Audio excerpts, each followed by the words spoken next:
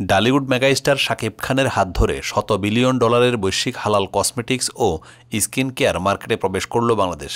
Remark প্রতিষ্ঠানের পণ্যের মাধ্যমে বিশ্ব দরবারে দেশের সুনাম ছড়িয়ে পড়বে, এমনটাই প্রত্যাশা অভিনেতার। রোববার 16 মার্চ বিকেলে বনানীর একটি 5 তারকা হোটেলে জাঁকজমকপূর্ণ আয়োজনের মাধ্যমে এমন সুখবর দেন রিমার্কের ডিরেক্টর মেগাস্টার শাকিব খান। ঘোষণা দেন, শতভাগ শুদ্ধতা থাকায় হালাল পণ্য হিসাবে বিএসটিএ এর অনুমোদন পেয়েছে রিমার্কের পণ্য।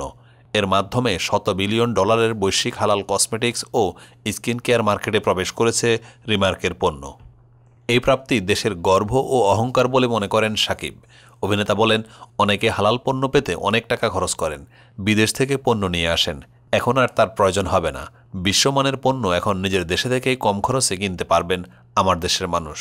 কারণ রিমার্কের হালাল পণ্য সাধারণ মানুষের ক্রয় ক্ষমতার মধ্যেই রাখা হয়েছে।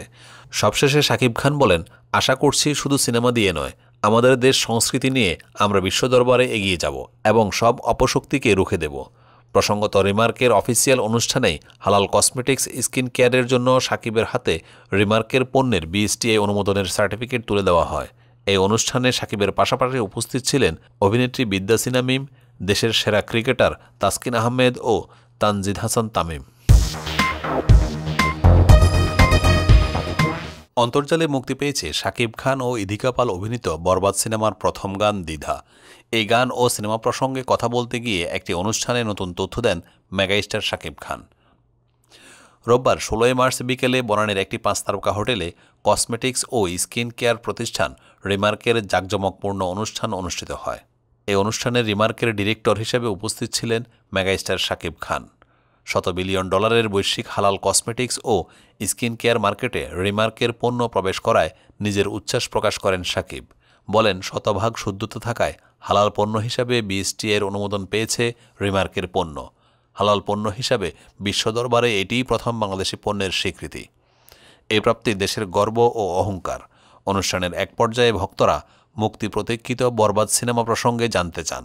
তখন অভিনেতা ভক্তদের কাছে উল্টো জানতে চান, বরবাদের টিজার, ট্রেলার ও প্রকাশিত গান ভালো লেগেছে কিনা। ডালিউড সিনেমা বর্তমানে দেশ ও দেশের বাইরে যেভাবে ইতিবাচক সাড়া পাচ্ছে তা সত্যি ভালো লাগার বিষয়। তবে আমি নতুন করে একটা বিষয় লক্ষ্য করেছি।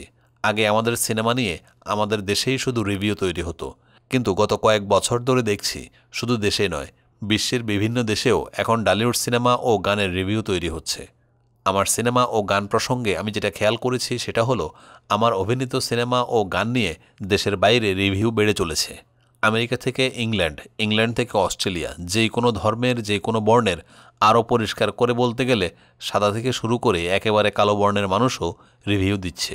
পাশের দেশ ভারত, পাকিস্তানেও রিভিউ হচ্ছে।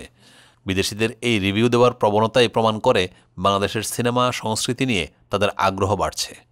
ডালিউড ইন্ডাস্ট্রিতে একের পর এক হিট ও ব্যবসা সফল সিনেমা উপহার দিয়ে চলেছে শাকিব খান। তুফান, রাজকুমার, দরদের মতো একাধিক হিট সিনেমা উপহার দেওয়ার পর আসন্ন ঈদুল ফিতরে প্রেক্ষাগৃহে আসছে তার অভিনীত নতুন সিনেমা বরবাদ। এই সিনেমায় শাকিবের নায়িকা চরিত্রে অভিনয় করেছেন কলকাতার ইধিকা পাল। এই সিনেমা নিয়েও দর্শকদের আগ্রহ চোখে পড়ার মতো।